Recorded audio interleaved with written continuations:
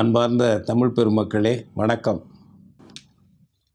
மாநில தன்னாட்சி என்று சொல்லக்கூடிய மாநில சுயாட்சி குறித்து தமிழ்நாடு சட்டப்பேரவையில் அண்மையில் முதலமைச்சர் ஸ்டாலின் முன்மொழிந்து நிறைவேற்றப்பட்ட தீர்மானம், அதற்காக அமைக்கப்பட்ட ஒரு ஆய்வுக்குழு, இவையெல்லாம் தான் இன்றைக்கு விவாத பொருளாக இருக்கிறது. அது மட்டுமில்லாமல் இன்று, அதாவது 17/4/2025 அன்று தினத்தந்தி நாளிதழில் மாநில சுயாட்சி பற்றி ஒரு கட்டுரை, மாநில சுயாட்சி இன்று ஏன் அவசர அவசியம் என்ற தலைப்பில் ஸ்டாலின் எழுதியிருக்கிறார். இது எல்லாமே, இதை பேசுவதெல்லாம் முதலமைச்சர் ஸ்டாலினை அல்லது திமுகவை எதிர்த்து விமர்சனம் பண்ணுவதற்காக பயன்படுத்தி கொள்வது என்று நினைக்கக்கூடாது. அப்படி அல்ல. தமிழ்நாடு தன்னாட்சி என்பது மிக மிக தேவை. அதிகமாக பாதிக்கப்பட்ட இனம் தமிழ் இனம். தன்னாட்சி இல்லாமல் தன்னுடைய மொழியை இழக்கக்கூடிய அபாயத்தில் இருக்கிறது, தன்னுடைய தாயகத்தை இழக்கக்கூடிய அபாயத்தில் இருக்கிறது. எல்லாம் இந்தி மயம் ஆகி கொண்டிருக்கிறது. இந்திய ஆட்சி இந்தியை திணித்து கொண்டிருக்கிறது. மாநில அரசிடம் இருந்த உரிமைகள் 1950 ஜனவரி 26 செயலுக்கு கொண்டு வரப்பட்ட இந்திய குடியரசு நாளில் கொண்டு வரப்பட்ட இந்திய அரசமைப்பு சட்டத்தில் மாநிலங்களுக்காக என்னென்ன அதிகாரங்கள் என்று ஒதுக்கப்பட்டதல்லவா, அவையெல்லாம் இன்றைக்கு பல அதிகாரங்கள் இல்லை, பறிக்கப்பட்டு விட்டன. கல்வி அதிகாரம், விற்பனை வரி வசூலிக்கும் அதிகாரம், இதுபோல் பல அதிகாரங்கள் நேரடியாக பறிக்கப்பட்டு விட்டன. இல்லை, உங்களுக்கு மாநில அதிகார பட்டியல் இல்லை என்று நீக்கிவிட்டார்கள். பொதுப்பட்டியலுக்கோ அல்லது ஒன்றிய பட்டியலுக்கோ கொண்டு போய் சேர்த்து விட்டார்கள். இவை அல்லாமல் இப்படி பறிக்கப்படாத அதிகாரங்கள் மாநிலத்தில் இருந்தாலும் அதிலெல்லாம் இந்திய அரசு ஊடுருவி தன் விருப்பத்துக்குத்தான் செயல்படுத்துகிறதே தவிர தமிழ்நாடு அரசோ தமிழ்நாடு சட்டமன்றமோ தற்சார்போடு செயல்பட முடியாது. இப்போ வேளாண்மையை எடுத்துக்கொள்ளுங்களேன். மாநில அதிகாரத்துக்கு உட்பட்டது போல் தோற்றமளிக்கும். நம்முடைய வயலில் என்ன நெல் நாற்று நடுவது போடுவது என்பதை டெல்லியில் தீர்மானிப்பார்கள். விளைந்த நெல்லுக்கு என்ன விலை என்பதை டெல்லியில் தீர்மானிப்பார்கள். இப்போ வேளாண்மை முழுக்க வெளிநாட்டிலேருந்து பூச்சி மருந்து வருகிறது, உரம் வருகிறது, ரசாயன உரம் வருகிறது, எல்லாம் இந்திய அரசு திணிப்பது தான். மாநில அரசுக்கு மாற்று கருத்து இருந்தால் கூட ஒன்றும் செய்ய முடியாது. இவர்களுக்கு இல்லை என்பது வேறு. திமுக அதிமுக கட்சிகளுக்கு இந்திய அரசை எதிர்த்து செய்யக்கூடிய மாற்று திட்டங்கள்லாம் ஒன்றும் உருப்படியாக கிடையாது. அது ஒரு பக்கம் இருந்தாலும் செயல்பட முடியாது என்ற உண்மையையும் நாம் உள்வாங்கித்தான் இந்த சிக்கலை நாம் பேச வேண்டியிருக்கிறது. ஆனால் இந்த ஒரு தடவை இப்பொழுதாவது மாநில சுயாட்சி பற்றி பேசி அந்த உரிமைகளை வாங்குவதற்கு முதல்வர் ஸ்டாலின் திமுக தலைமை உண்மையாக இருக்குமா, உறுதியாக இருக்குமா என்ற கேள்வி எழுகிறது. ஏன், ஸ்டாலின் அவருடைய தந்தையார் 1969ஆம் ஆண்டு ராஜமன்னார் குழு என்ற ஒரு ஆய்வு குழு, முன்னாள் நீதிபதி தலைமையில் ராஜமன்னார் குழு அமைத்தார். வல்லுநர் குழு தான். சென்னை பல்கலைக்கழக துணைவேந்தராக இருந்த லட்சுமணசாமி முதலியார் அதில் இருந்தார். முன்னாள் ஆந்திரா தலைமை நீதிபதியாக இருந்த சந்திரா ரெட்டி அதில் இருந்தார். வல்லுநர்களை கொண்ட குழு தான். 69இல் அமைத்தார். அந்த பரிந்துரையை செயல்படுத்துங்கள் என்று ஏதோ சீர்திருத்தம் பண்ணி அதை அனுப்புவது எப்போ இந்திய அரசுக்கு என்றால் 1974 கருணாநிதி. 69 அவர்கள் 71 பரிந்துரை கொடுத்து விட்டார்கள். ராஜமன்னார் குழு பரிந்துரையை வழங்கிவிட்டது. 71ஆம் ஆண்டே வழங்கிவிட்டது. அதை பார்த்து அனுப்புவதற்கு 74ஆம் ஆண்டு வரைக்கும் அவர்களுக்கு காலம் தேவைப்பட்டிருக்கிறது. அவ்வளவு அசட்டை அலட்சியம் அப்பொழுது. சரி, அதில் சொல்லப்பட்டதாவது நிறைவேற்றப்பட்டதா என்றால் ஏதோ ஒப்புதல் வாக்குமூலம் சொல்கிறார். இன்றைக்கி தினத்தந்தியில் வந்திருக்கிற ஸ்டாலின் அவருடைய சிறப்பு கட்டுரை, மாநில சுயாட்சி இன்று ஏன் அவசர அவசியம் என்ற தலைப்பிட்ட அந்த கட்டுரையில் அவர் சொல்லுகிறார், கலைஞர் குரல் எழுப்பிய காலத்தை விட இன்றைய காலம் மிக மிக மோசமான காலமாகும். அன்றைய காலகட்டத்தில் ஒரு சில அதிகாரங்கள் தான் பறிக்கப்பட்டன. ஆனால் இன்றைய மத்திய பாரதிய ஜனதா ஆட்சியானது மாநில அரசுகளை முடக்க பார்க்கிறது. மாநிலங்களின் மொழி கலாச்சாரம் இவற்றையெல்லாம் அழிக்க பார்க்கிறது. அதெல்லாம் சரி சொல்ல வர்றாரு. அன்றைய காலகட்டத்தை விட இப்போ அதிகமாக இருக்குன்னு சொல்கிறாரு பாருங்க. இதெல்லாம் ஒரு உண்மை என்னன்னு பார்க்கணும்ல. காங்கிரஸ் பறிக்காத மாநில உரிமையா? காங்கிரஸ் பறிக்காததா? நீங்கள் அவர்கள் 2004லேருந்து 2014 வரலுமே அந்த 10 ஆண்டு காங்கிரஸ் ஆட்சி எடுத்துக்கிட்டா அதில் திமுக உறுப்பு வகிக்கிறது. கூட்டணியில் மந்திரி சபையில் அவங்கெல்லாம் இடம்பெறுறாங்க. அமைச்சர்களாக, முக்கிய அமைச்சர்களாக அவர்களெல்லாம் இருக்கிறார்கள். அப்பொழுதுதான் மாநில அரசிடமிருந்த விற்பனை வரியை பறித்து ஜிஎஸ்டி என்ற ஒரு இந்திய அரசின் கட்டுப்பாட்டில் உள்ள புதிய வரியை திணிக்கிறார்கள். யார்? இவர்கள் இருந்து திமுக கூட்டணியில் இருந்து அவர்கள் ஆதரவோடு திணிக்கிறார்கள். அவர்கள் ஒரு விற்பனை வரி உரிமை 37லேருந்து இருக்குது. வெள்ளக்காரங்காலத்துலேருந்து மாநில அரசு அதை பறிக்கும்போது அதை தடுக்கிறது வேண்டாமா? அடுத்தது நீட்டு தேர்வு. மருத்துவக் கல்லூரி மாணவர்களுக்கு முன் தேர்வு நீட் என்று வைப்பது. நிறைய பிள்ளைகள் 25-26 பேர் நம்ம தமிழ்நாட்டில் அதனால் இறந்து போயிட்டாங்க, உயிர் தியாகம் பண்ணிட்டாங்க. பல பேருடைய வாழ்க்கையை, எதிர்காலத்தை பறித்து விட்டது. அந்த நீட் தேர்வு இவங்க கூட்டணியாக இருந்த காங்கிரஸ் கூட்டணி அரசு தான் நிறைவேற்றி கொண்டு வருது. செயல்படுத்தியது பாஜக. அதுபோல் தேசிய புலனாய்வு முகமை என்று என்ஐஏ என்று புதிய காவல்துறை இந்திய அரசு கட்டுப்பாட்டில் இந்திய அரசால் உருவாக்கப்படுகிறது. அப்போதான் அவங்க காலத்தில் தான். பழைய சிபிஐ இந்திய அரசுடைய காவல்துறையாக இருந்தாலும் மாநிலங்களில் விசாரிக்கும் பொழுது, தலையிடும் பொழுது மாநில அரசு அனுமதி பெற்று, மாநில அரசு கோரினால் அல்லது அனுமதி கொடுத்தால் விசாரிக்கலாம், எந்த வழக்கையும் நடத்தலாம். மாநில அரசினுடைய ஒப்புதல் இல்லாமல் எதுவும் நடத்த முடியாது சிபிஐ.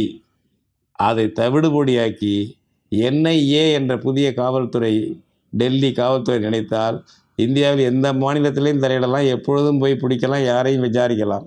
தமிழ்நாடு காவல்துறை தலைவர்கள்லாம் சொல்ல வேண்டிய அவசியம் இல்லை, முதலமைச்சருக்கும் சொல்ல வேண்டிய அவசியம் இல்லை என்ற சட்டத்தை நிறைவேற்றியது இதே திமுக அங்கம் உறுப்பு வகித்த காங்கிரஸ் கூட்டணி அரசு தான் 2004-2014.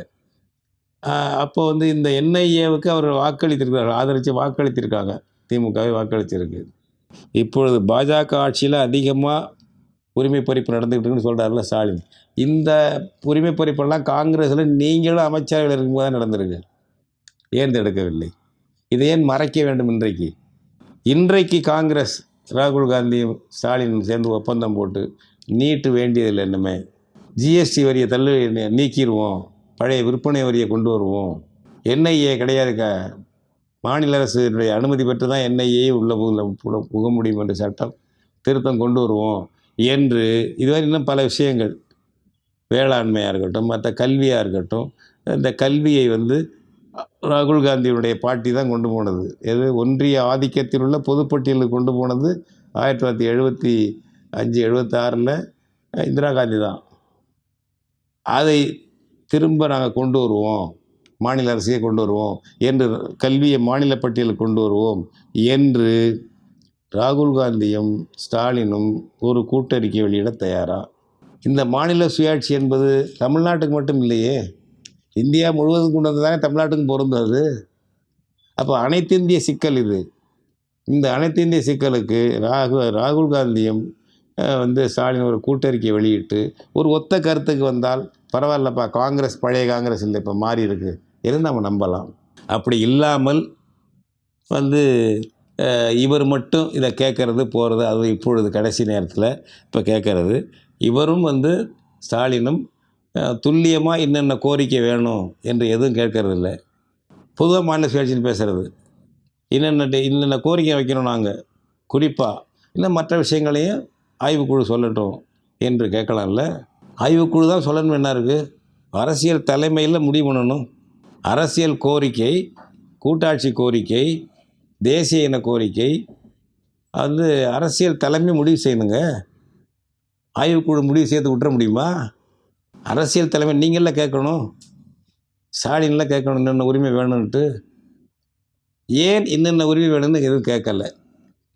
இப்போ இவ்வளவு சொல்லிட்டு இப்போ தான் ரொம்ப அதிகமாக போயிடுச்சுன்னு, அதாவது காங்கிரஸ் ஆட்சியில் இவர்களும் கூட்டணியாக இருந்த ஆட்சியில் தான் உரிமை பறிப்பு நிறையா நடந்திருக்கு, பாஜகவும் பண்ணுது, அதில் ஒன்றும் மாற்று கருத்தே கிடையாது. ஆனால் இப்போ தான் தீவிரமாக இருக்குன்னாக்க இதெல்லாம் காங்கிரஸ் ஆட்சியில் வந்தது தானே. அடுத்தது சில நண்பர்கள் சொல்கிறாங்க, எழுதுகிறாங்க முகநூலில். நம்முடைய நண்பர் சமஸ் அவர்கள் கூட புதிய தலைமுறையில் உள்ள அவருடைய ஒரு நேர்காணலில் அவர் சொல்லுகிறார், திமுக வந்து செய்யவில்லைன்னா பலவீனமாக அவங்க தனிப்பெரும்பான்மை இல்லாமல் இருந்த ஆட்சியில் தான் இவங்கெல்லாம் சேர்ந்து பெரும்பான்மை ஆட்சி பண்ணுறாங்க. ஒரு காங்கிரஸுக்கோ அல்லது பாஜகவோ குறிப்பாக காங்கிரஸ் தான் சொல்கிறாரு, தனிப்பெரும்பான்மை இல்லாத நிலையில் அவங்க எப்படி நிறைவேற்ற முடியும் அப்படின்னு. இப்போ இவர்களெல்லாம் சேர்ந்து அறுதி பெரும்பான்மையை பெற்று தான் ஆட்சி நடக்குதுங்க. சிறுபான்மை ஆட்சியும் நடக்கலை. இவங்களெல்லாம் மந்திரி பதவி கொடுத்து அறுதி பெரும்பான்மை பாதிக்கு மேலே உறுப்பினர் எண்ணிக்கை மொத்த எண்ணிக்கையில் பெற்றுத்தான் மக்களவையில் இவங்க ஆட்சி நடக்குது. நான் சொல்லுகிறேன், இன்னொன்று சொல்லுகிறேன், இவர்களுக்கு இப்போ நண்பர்கள் சொல்கிறது போல் இவங்களுக்கு பெரும்பான்மை இருந்துச்சா அப்படின்னு கேட்குறாங்கல்ல. ஒரு பெரிய கட்சியை ஆட்சி நடத்த முடியல, கூட்டணி தான் நடத்த வேண்டியதாக போச்சு அந்த காலத்தில். அப்போ பெரிய கட்சியாக, அதாவது சிங்கிள் மெஜாரிட்டியோடு இருக்கும் பொழுது தான் இந்திரா காந்தி நெருக்கடி நிலையை பிரகடனம் செய்து ஜனநாயகத்தை பறித்தார் 1975.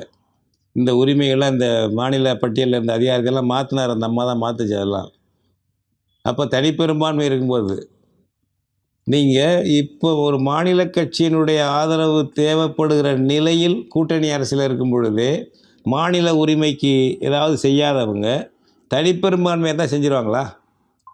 இப்போ காங்கிரஸ் தனிப்பெரும்பான்மை பெற்றிருந்தால் இதை செய்யுமா? நண்பர்கள் சொல்லுகிறவர்கள் நான் கேட்குறேன், அவங்களுக்கே தனிப்பெரும்பான்மை இருந்தால் செய்வார்களாங்கிறேன். தனிப்பெரும்பான்மை இருக்கும்போது தான் இந்திரா காந்தி சர்வாதிகாரமாகி கான்ஸ்டியூஷனே செயல்பாட்டை நிறுத்தி வச்சது அந்த அம்மா. அவர்கள் தனிப்பெருமையாக இருந்தாலும் செய்ய மாட்டாங்க, கூட்டணி ஆட்சியிலும் செய்ய மாட்டாங்க, கூட்டணியில் சேர்கிற திமுக போன்ற கட்சிகளும் அதை வலியுறுத்தாது. ஏன்னா அவங்கவுங்க சுயநலத்துக்கு, பதவிக்கு, பணத்துக்கு, விளம்பரத்துக்கு கூட்டணி சேர்றாங்க அல்லது சேராமல் இருக்கிறாங்க, அவ்வளோதானே தவிர லட்சியத்துக்கெல்லாம் கிடையாது. அதனால் இது ஏதோ பெருசாக லட்சியத்துக்காக கட்சிகளாக இருக்குன்னு நினைக்க வேண்டாம். ஆனால் காங்கிரஸ், பாஜக போன்ற கட்சிகள் ஒரே லட்சியம், ஒரு இந்திய ஏகாதிபத்திய அரசை, இந்துத்துவ ஏகாதிபத்திய அரசை, இந்திய ஏகாதிபத்தியவாத அரசை நிலைநாட்ட வேண்டும் என்பதில் காங்கிரஸுக்கும் பாஜகவுக்கும் வேறுபாடு கிடையாது. தீவிரமாக பாஜக பேசும், செயல்படும், கொஞ்சம் நிதானமாக பேசி ஆனால் அதையே செஞ்சுக்கிட்டு இருக்கும் காங்கிரஸ். இதுதான் ரெண்டு பேருக்கும் உள்ள வேறுபாடை தவிர ஒரு ஒற்றை ஆட்சியில் கொண்டு போகணும் இந்தியாவை என்பதில் அவங்களுக்கெல்லாம் வேறுபாடே கிடையாது. ஏன்னா இந்திய தேசியம் பேசுகிற யாருக்குமே அது இருக்காது. இடதுசாரிகளுக்கு எடுங்களேன், இந்த ஜிஎஸ்டி நான் சொன்னேன்ல, மாநில விற்பனை வரியை ரத்து பண்ணி எப்படி மத்தியக்கு கொண்டு போகிறது, ஜிஎஸ்டி போட்டு சரக்கு சேவை வரி என்று கொண்டு போகிறது என்று ஆய்வு பண்ணுற கமிட்டிக்கு, உள் கமிட்டிக்கு தலைமை தாங்கியவர் சிபிஎம் கட்சியினுடைய மேற்கு வங்காள நிதி அமைச்சர். அப்போ அவங்க சப்கமிட்டி போடும்போது அவரை தான் போடுறாங்க. அந்த 2004, 2014 மன்மோகன் சிங் சிபிஎம் வெளியில் இருந்துக்கிட்டு ஆதரித்தாங்க, திமுக மந்திரி பதவி பெற்றுக்கிட்டு ஆதரிச்சது. அப்போ சிபிஎம்முடைய நிதியமைச்சர், மேற்கு வங்காள நிதியமைச்சரும் இருந்து தயார் பண்ணது தானே இது ஜிஎஸ்டி. அப்போ சிபிஎம்முக்கு என்ன மாநில உரிமையை பற்றி பேசுவதற்கு தகுதி இருக்கிறது சொல்லுங்கள்? இப்போ மாற்றிக்கிட்டு நாங்கள் மறுவார்ப்பு செய்து கொண்டோம் என்று சொன்னால் தப்பு கிடையாது. தவறி கற்றுக்கொள்ளலாம் அல்லது பட்டறிவிலேருந்து கற்றுக்கொள்ளலாம், எப்படி வேணாலும் பண்ணலாம். அவர்கள் எல்லாம் சேர்ந்து உருவாக்குனது. எந்த கட்சி இப்போ இந்திய தேசியவாத கட்சி சிபிஐயோ சிபிஎம்மோ தேசிய இனங்களின் கூட்டமைப்பாகத்தான் இந்தியா இருக்குன்னு யார் சொல்கிறாங்க? லெனின் சொன்ன பாணியில் யார் சொல்கிறாங்க?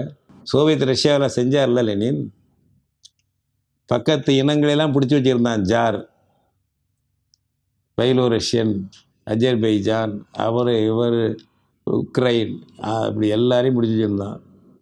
ஜார்ஜியா, இப்படி பல இனங்களில் ஜார்ஜியர்கள் பிடிச்சி வச்சுருந்தான் ஒன்றா.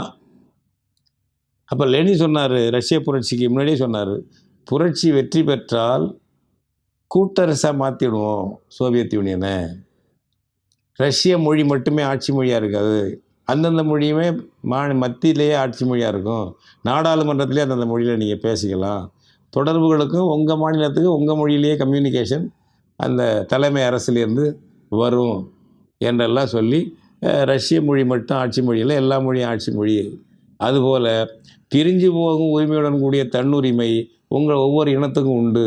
விரும்பவில்லை என்றால் நீங்கள் பிரிஞ்சு போகலாம், அந்த உரிமை உண்டு என்றெல்லாம் சொல்லித்தான் அவங்க சேர்த்தாங்க. 72 ஆண்டு முக்கியமாக உடன்பாட்டோடு மகிழ்ச்சியோடு ஒன்றா தான் இருந்தாங்க. 72 ஆண்டு. அதன் பிறகு அதுக்குள்ளேயே கடைசி காலங்களில் ரஷ்ய மேலாதிக்கம் வருது, திணிப்பு வருது என்றதெல்லாம் வந்த பிறகு அவங்க பிரிஞ்சு போகிறாங்க. ஒரு சூழ்நிலையில் பிரிஞ்சு போகிறாங்க. இப்போ இந்த மாதிரி தேசிய இன பிரச்சனையை கையாண்டு அப்படி ஒரு ஒரு கூட்டரசுக்கு வழிகாட்டியிருக்கார் லெனின். இங்கே கம்யூனிஸ்ட் கட்சிகள் அது மாதிரி எதுவும் பேச தயாரா? தமிழர்கள் என்று ஒரு இனம் இருப்பதை ஒத்துக்கொள்வார்களா? தெலுங்கர்கள் என்று ஒரு தேசிய இனம் இருப்பதை, வங்காளிகள் என்று ஒரு தேசிய இனம் இருப்பதை, மராத்தியர் என்று ஒரு தேசிய இனம் இருப்பதை ஒத்துக்கொள்வார்களா? எல்லாம் இந்தியன்ஸ் அவர்களுக்கு. காங்கிரஸ், பாஜக, கம்யூனிஸ்ட், சிபிஐ, சிபிஎம் எல்லாருக்கும் யார் நேஷ்னாலிட்டி? ஒரே நேஷ்னாலிட்டிங்க, இந்தியன். இந்தியன்னு ஒரு தேசிய இனம் இருக்கிறதா? இந்திய அரசமைப்பு சட்டம் அப்படி எதுவும் சொல்லுதா இந்தியன்னு ஒரு தேசிய இனத்தை? சொல்லலையே. இவர்களுடைய பாரத மாதா கொள்கைக்காக இந்தியன்னு ஒரு இனம் இருப்பது போல இந்தியன் என்ற இனவெறியை கிளப்பின்னு யாரை கொண்டு வர்ற? இந்திக்காரர்களுடைய ஆதிக்கத்தை கொண்டு வர்றீங்க. இந்தி திணிப்பு, இந்திக்கார மேலாதிக்கம் வர்றது, இந்தி மயமாக வர்றது, தமிழ் போன்ற மொழிகளை அழிக்கிறது. இன்னும் பாஜக திட்டம் போட்டிருக்கிறது, இந்த மாநிலத்தையும் தமிழ்நாட்டையும் 3 மண்டலங்களாக, தனித்தனி மாநிலங்களாக பிரிக்க திட்டம் வைத்திருக்கிறார்கள். ஆர்எஸ்எஸ் பாஜகவுடைய திட்டம் இதுதான். மொழி வழி மாநிலங்களை எதிர்த்தவர்கள் ஆர்எஸ்எஸ்காரர்கள், அன்றைய பாஜகவினுடைய குருமார்கள். இன்றைக்கு அவங்க தான் குருமார். பாஜக என்ற கட்சி அப்போ உருவாகலை, ஆர்எஸ்எஸ் மட்டும்தான் இருந்துச்சு. அதில் தான் எல்லாம் இருந்தாங்க. அவங்க மூல தலைவர்கள் எல்லாரும், பாஜக தலைவர்கள்லாம் அதில் தான் இருந்தாங்க. அவர்கள் 200 ஜன்பத்துகளாக இந்தியாவை பிரிக்க வேண்டுமே தவிர மொழி வழி மாநிலங்களாக பிரிக்கக்கூடாது இந்தியாவை என்று அன்று சொன்னவர்கள் இன்றும் சொல்லி வருகிறார்கள். இனம் என்று சொன்னால், தேசிய இனம் என்றால் பாரதியன் என்று தான் சொல்லணும். இந்தியன் கூட தப்புன்னு சொல்கிறார்கள். அப்போ இந்த இனங்கள் தமிழன் என்ற ஒரு இனம் இருக்கிறது என்பதையே ஏற்காத கம்யூனிஸ்ட் கட்சி இந்தியாவை கூட்டாட்சியாக மாற்றுறதுக்காக பேசுதுனாக்க, பேசுதெல்லாம் மறுஆய்வு பண்ணி பேசுங்க. சந்தர்ப்பவாதம் பேசக்கூடாது. நாங்கள் அப்படி நினச்சதில் தவறு, நாங்கள்லாம் இப்போ அப்படி தான், தவறுனா தவறு, அது பண்ணிட்டோம், இப்போ திருத்திக்கிட்டோன்னு சொல்லிடுவோம். அதில் ஒன்றும் பெரிய விஷயமே இல்லை. எது பெரிய விஷயம் இல்லைன்னா, தவறுனா ஒரு தவறை தொடரக்கூடாது, அந்த மாதிரி இருக்கணும். அப்போ நீங்கள் நான் பல தடவை சொல்லியிருக்கேன், சிபிஎம்மில் தமிழ் மாநிலம்னு தான் சொல்லிட்டு வந்தாங்க. தமிழ்நாடு சொன்னால் பிரிவினைவாதம்பாங்க. தமிழ்நாடு மாநில செயலாளர் தமிழ் மாநில செயலாளர்னு போடுவாங்க சிபிஎம்மில். தமிழ்நாடு செயலாளர்னு போடக்கூடாது. போட்டால் அது என்ன தனி நாடா? இப்போ ஆர்எஸ்எஸ் ரவி கேட்குறாருல, ஆளுநர் ரவி, தமிழ்நாடு என்ன தனி நாடா? அது தமிழகம்னு மாற்றணும். இதை செயல்படுத்தியவர்கள் யாருன்னாக்க சிபிஎம் கட்சி. பழைய அறிக்கைகள், பழைய மாநில குழு புத்தகங்கள் எல்லாம் பார்த்திங்கன்னா தமிழ் மாநில குழுன்னே இருக்கும். அப்போ இந்த இந்தியா என்பது செயற்கையாக பிரித்தானிய வணிக வேட்டையாடிகளால் உருவாக்கப்பட்ட ஒரு கட்டமைப்பு என்ற உண்மையை கூட நீங்கள் ஏற்றுக்கொள்ளாமல், ஏதோ காலங்காலமாக இது இருக்கிறது போல், ஒற்றை தேசிய இனம் போல் இதை இடதுசாரிகளும் சரி எல்லாரும் பண்ணி, அந்த இடத்துக்கு அன்னைக்கு தனிநாடு கேட்ட திராவிட இயக்கம் திமுக அந்த இடத்துக்கு போய் உங்களாட்ட அதுவும் மாறிப்போச்சு. இப்போ ஸ்டாலின் என்ன சொல்கிறாரு? இந்திய ஒருமைப்பாட்டை வலுப்படுத்துவதால் கேட்கறதா சொல்கிறாரு. தேசிய இன உரிமை மீட்புக்கு அல்ல, இந்திய ஒருமைப்பாட்டை வலுப்படுத்துவதற்காகத்தான் நாங்கள் கேட்குறோம். மாநிலமுடைய உரிமைகள் இந்திய உரிமையை ஒற்றுமை சிதைஞ்சு போயிருங்கிறான் பாஜகவும் காங்கிரஸும். மாநில சுயாட்சி கொடுத்தால் இந்திய ஒற்றுமையை சீரழிஞ்சு போயிடும், அவர்களுடைய வாதம் அது. இவர்கள் சுயாட்சி கொடுத்தா தான் இந்திய ஒற்றுமை இருக்கும். இப்போ விஷயம் என்னென்னா, இந்திய ஒற்றுமை எப்படி எந்த விதத்தில் பாதுகாக்கிறது? இப்போ இந்த மாதிரி உரிமைகள் கொடுத்தால் என்ன இந்திய ஒற்றுமைக்கு பாதிப்பு வரப்போகிறது என்ற நிலைமை இருக்கிறது. அடுத்து நான் சொல்கிறது, குறைந்தபட்சம் ஆளுநர் ரவி, அந்த ரவியை நீக்கணுங்கிறது ஒரு பக்கம், ஆளுநர் பதவியை நீக்கணும்னு கேட்கக்கூடாதுங்களா? ஆளுநர் பதவியை நீக்கணும். அந்த கான்ஸ்டியூஷன்லேருந்து 153, 154, 155 இந்த பிரிவுகள்லாம் நீக்கிடணும். ஆளுநரே கூடாது சொல்லக்கூடாதா? அதுபோல் இந்தி தான் இந்தியாவினுடைய ஆட்சி மொழி என்ற பிரிவு 343 இருக்குது, இன்றைக்கும் இருக்குது. ஹிந்தி இன் தேவநாகரி லிபி shall be the official language of the union, அப்படியே இருக்குது. அடுத்த பிரிவு 15 ஆண்டுகள் கழித்து முழுக்க ஹிந்தி மட்டும்தான் இருக்கும். சும்மா ஒரு இந்த அஃபீஷியல் லாங்குவேஜில் ஒரு ஆக்டில் ஒன்று போட்டுக்கிட்டு இங்கிலீஷ் கொஞ்சம் இருக்கலாம், கொஞ்சம் தற்காலிகமாக என்று போட்டு ஓடுதே தவிர அரசமைப்பு சட்டப்படி ஹிந்தி மட்டும்தான் அலுவல் மொழி இந்தியாவுக்கு. இப்போ அவங்க ஹிந்தி கற்றுக்கணும்னா அலுவல் மொழி கற்றுக்க, இந்தியாவினுடைய அதிகார மொழி, ஆட்சி மொழி கற்றுக்க. அதுபடி ஏன் இப்படி இருப்ப அவன் கேட்குறான். அடுத்து 365 ஒரு டைரக்ஷன், அவங்க கொடுக்குற டைரக்ஷனை வந்து மத்திய அரசு வழிகாட்டலை செயல்படுத்தவில்லை என்றால் அந்த ஆட்சியை கலைக்கலாங்கிறான். இந்த ஆர்டிக்கிள் இதெல்லாம் நீக்கணும்னு சொன்னான்னா, இன்னும் சொல்லப்போனால் ராஜமன்னார் குழு என்ன சொன்னிச்சு? 356 மாநில அரசுகளை கலைக்கக்கூடிய அதிகாரம் 356 இருக்குது, அதை நீக்கிடணும். அவங்க பரிந்துரை தானே முக்கியமானது, பெரிய அதிகமாக ஒன்றும் கொடுத்தல. அது சம்மந்தமானது 358, 365 இதை அவங்க சொல்கிறாங்க. ஐஏஎஸ் ஐபிஎஸ் அதிகாரிகள் நியமிக்கிற வேலையோ அந்த இது கிடையாது, மாநிலமே அதெல்லாம் போட்டுக்கணும் அப்படின்னு சொல்கிறாங்க. யார்? ராஜமன்னார் குழு. இதை நீங்கள் என்ன பேசுகிறீங்களா நீங்கள் ஸ்டாலின்? ராஜமன்னார் குழு என்ன சொன்னிச்சு அதை நாங்கள் வலியுறுத்துகிறோம். அது ரொம்ப குறைவாக சொல்லியிருக்கு. அது கூட நீங்கள் கேட்காதவர்கள் வந்து இப்படி வந்து ஒரு நடிக்கிறது. 2026 தேர்தல் பிரச்சாரம் தவிர வேறு என்ன அப்புறம்? எனவே நாம் இப்போ திமுகவை பற்றி பேசுகிறோம்னா அதிமுகவும் இப்படி தான், மற்ற கட்சிகளும் பெரும்பாலும் இப்படி தான். இதுக்கு மேலே அவங்கெல்லாம் ஒன்றும் போக முடியாது. ஒரு லட்சியத்தோட மக்களை திரட்டி போராட்டங்களாக, மக்கள் திரள் போராட்டங்களாக கோரிக்கையாக வைக்கணும். இந்தியா முழுக்க எல்லா மாநிலங்களும் இதை கோரிக்கை வைக்கணும், கொண்டு போனால் தான் வரணும். அதுதான் இப்போ நடக்கிற விஷயம் இல்லை. நீங்கள் பல இடங்களில் எடுங்க. இன்றைக்கி வந்து ஹிந்து பத்திரிகை வந்திருக்கு. காஷ்மீரில் ஃபரூக் அப்துல்லா, ஷேக் அப்துல்லா மகன் ஃபரூக் அப்துல்லா, அந்த மாநிலத்தினுடைய சிறப்பு தகுதி கொடுக்கக்கூடிய அரசமைப்பு சட்டம் 370 நீக்கிறத பற்றி ஒரு பேசியிருக்கார் கருத்து. இவரை வீட்டுக்காவலில் வச்சிடுறாங்க. இவர் இருந்தால் வெளியில் அது நீக்கிட்டார். மோடி அரசு நீக்கிடுச்சு. 370 எந்த பிரச்சனையும் இல்லாமல் நீக்கிடுச்சு. சிறப்பு தகுதியை தனியாக இருந்த நாடு அது, ஜம்மு காஷ்மீருங்கிறது தனி நாடு அது. அதை நீக்கிடுச்சு. நீக்கிட்டு யூனியன் பிரதேசம் மாற்றிடுச்சு. ஒரு ஸ்டேட் விட்டு கூட இல்லை, அதுக்கு ஒரு மாநில தகுதி கூட கிடையாது. இப்போ யூனியன் பிரதேசம் நம்ம பாண்டிச்சேரி மாதிரி ஆக்கிடுச்சு ஜம்மு காஷ்மீரை. இதை பற்றி இவர் போராடுவார்ன்ட்டு இவர் ஒரு மாதிரி அந்த அம்மா ஷேக்கு, அது நம்ம மெஹபூபா இந்த மாதிரிலாம் இருக்குது, எல்லாம் வீட்டுக்காவெல்லாம் அப்படி வச்சுட்டாங்க. பல பேரை கைது பண்ணி ஜெயிலில் போட்டாங்க. அப்போ போய் அமைப்பினுடைய தலைவர், ரிசர்ச் அண்ட் அனாலிசிஸ் விங்குன்னு தலைமை உளவு பிரிவு இந்தியாவுக்கு, வெளிநாட்டு செய்திகள், வெளிநாடு தொடர்பான உளவு பிரிவு முக்கிய வேலை இருக்குது. அதனுடைய தலைவராக இருந்த ஏஎஸ் துலாத் அதனுடைய தலைவராக இருந்தவர் போய் இவர் வீட்டுக்காவலில் இருக்கிற ஃபரூக் அப்துல்லாவை பார்க்குறாரு. அவர்கிட்ட அவர் உரையாடி இருக்கார். என்னன்னாக்க, எதுக்கு நாங்கள் இது வச்சுருக்காங்க, நான் 370 நீக்கிறதுக்கெல்லாம் சம்மதிக்கிறவன். எப்படி காஷ்மீர் நேஷனல் பார்ட்டி அந்த கட்சி, அவங்க கட்சி சுயநிர்ணய உரிமை கேட்ட கட்சி அது. இவங்க அப்பா ஷேக் அப்துல்லா பல 10 ஆண்டுகளுக்கு மேலே ஜெயிலில் இருந்தவர். காஷ்மீர் உரிமையை கேட்டதுக்காக நேருவால் ஜெயிலில் வைக்கப்பட்டாங்க. அப்புறம் நேரு மகளால் ஜெயிலில் வைக்கப்பட்டார். அப்படி இருந்தவர். அவர் சொல்கிறார், நாங்கள் என்ன 370 நீக்கிறது வேண்டாம்னா சொல்ல போகிறோம், அவங்களாம் ஒன்றும் சொல்லாமல் நீக்கிட்டாங்க. நான் நீக்கிறது ரெடியாக இருந்தேனே. அதுக்கு அது வந்து அது சாதாரண ஒரு ஸ்டேட் கூட இருந்தால் கூட போதும். அது இவங்க தவறாக என்னெல்லாம் புரிஞ்சுக்கிட்டு நாங்கள் அதை எதிர்ப்போம் அப்படின்னு சொன்னார்னு சொல்லிட்டு ஹிந்துவில் வந்துருக்குங்க. 17/4/2025 ஃபார்மர் ரா chief Dulat's book leaves Farooq in a spot of bother. இதில் அந்த வாக்கியம்லாம் வருது. நான் என்ன 370 எழுத்து வேண்டாம் சொல்ல போகிறேன். ஒரு மாநிலமாக இருந்தால் போதும், என்னையெல்லாம் புரிஞ்சிக்காமல் இவங்க பண்ணுறாங்க ஆய்வுன்னு ஒரு பேசியிருக்காரு. இதை வந்து இவர் என்ன பண்ணியிருக்காங்க, துலாத் எழுதின புத்தகத்தில் ஃபரூக்கை பற்றி பாராட்டி தான் ஒரு புத்தகம் எழுதியிருக்காரு. இவர் உளவுத்துறை இருந்த போது அவர் எப்படி இருப்பார் இப்படி இருப்பார் ஏதோ எழுதியிருக்காரு. அதில் இந்த செய்தியும் சாதாரண குறிப்பிடுறாரு. இவ்வளவுதான். இதை பிரதான போட்டாங்களே இப்போ அங்கே காஷ்மீரில் படிச்சுட்டு துரோகி ஃபரூக்கை வெளியேறு போக்குவதுன்னு போராடிட்டுறாங்க.